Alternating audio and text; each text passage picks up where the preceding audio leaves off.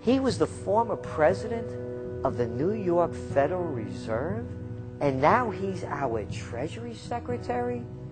And as we all know, the Federal Reserve is as federal as Federal Express. It's a private bank. And now we've put this guy in charge of it? I mean, Wall Street has hijacked Washington in broad daylight. Every single one of his appointments support the status quo.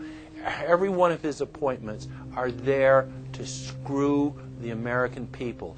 Every single one of his appointments are people who are working to bring down the Republic and the Constitution of this country. Secretary of the Treasury, Timothy Geithner, Bilderberg Group and Trilateral Commission member. Secretary of State, Hillary Clinton, is a Bilderberg and CFR member. She is also married to Trilateral Commission member William Jefferson Clinton. Ambassador to the United Nations, Susan Rice, Trilateral Commission. National Security Advisor General James L. Jones, Bilderberg, Trilateral Commission, and CFR. Deputy National Security Advisor Thomas Donilon, Trilateral Commission, CFR. Special State Department Envoy Henry Kissinger, Bilderberg Group, Trilateral Commission, and CFR. Chairman, Economic Recovery Committee, Paul Volcker, Bilderberg Group, Trilateral Commission, Council on Foreign Relations. The Director of National Intelligence, Admiral Dennis C. Blair, Bilderberg Group, Trilateral Commission, CFR. Secretary of Defense Robert Gates, Bilderberg Group, Trilateral Commission, CFR. Deputy Secretary of State James Steinberg, Bilderberg Group, Trilateral Commission, CFR. State Department Special Envoy Richard Haass, Bilderberg Group, Trilateral Commission, and President of the CFR. Obama Presidential Advisor Alan Greenspan, Bilderberg Group, Trilateral Commission, CFR. State Department Special Envoy Richard C. Holbrooke, Bilderberg, Trilateral, CFR. And the list goes on and on. Even if Barack Obama were the most wonderful person in the world, he was groomed and brought to power by the global elite to carry out their agenda. Humanity must look past Obama and realize that presidents come and go, but the shadow government and their program of global enslavement continues. How could people be so stupid and gullible to believe a bunch of political people? So people who voted for Obama were trying to express, I think, first of all, something worthwhile. The hatred for Bush, Cheney, the neocons, the desire to punish the Republicans for their adventures, their police state, and their economic depression.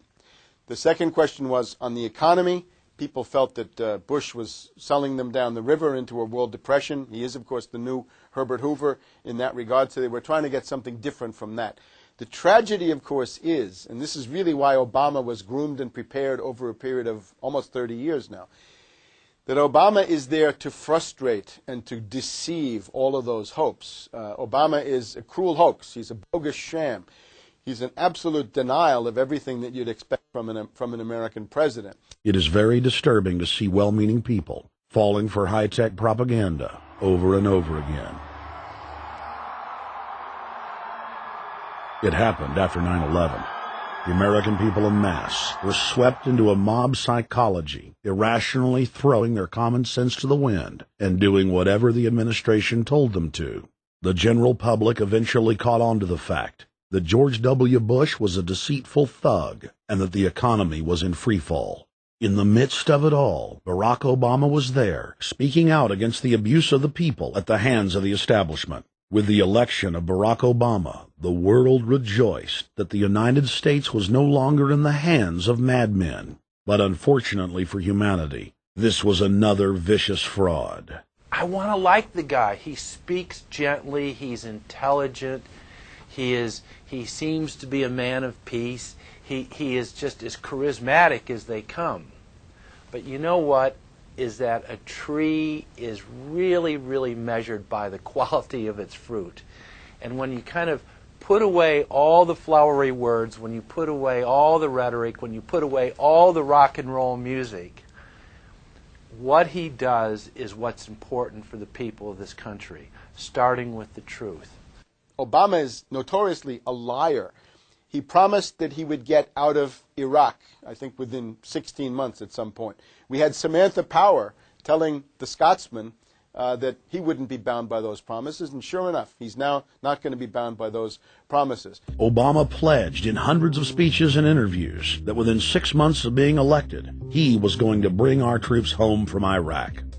But after he was inaugurated, the story changed. Now he said that they would look at bringing some of the troops home in 16 months. 2 weeks later, his story had changed again.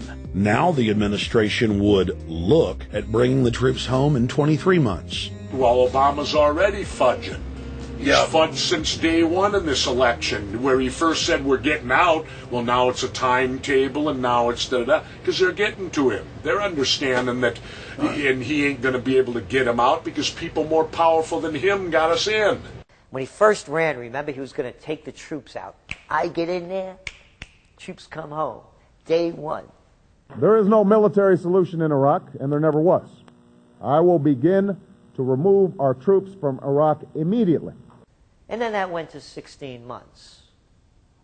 And now he's going to add, they're saying, another 30,000 or more troops to Afghanistan. Next, he sent 30,000 more Marines to Afghanistan, doubling the total number of forces in the crosshairs. Barack then announced that he was going to move missile systems into Eastern Europe to encircle Russia. But after all, what should we expect after he kept Bush's Secretary of Defense, Robert Gates?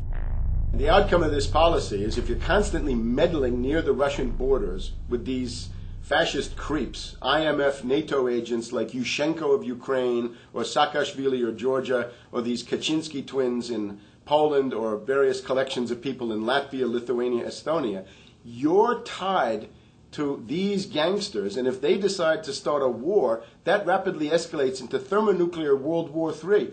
This is worse than the neocons. Bush and Cheney never got as far as Brzezinski, Soros, and the other people running Obama. Barack Obama swore that he would vote to repeal the Patriot Act, but then he voted for its reauthorization. Obama decried the Bush administration's illegal warrantless wiretapping of the American people. Then he voted to legalize it. Obama pledged that he would filibuster any attempt to give retroactive immunity to the telephone companies, the telecom companies, except he then turned around and voted for that bill. Most people don't know, for example, that he voted to reinstate the Patriot Act and more government wiretapping.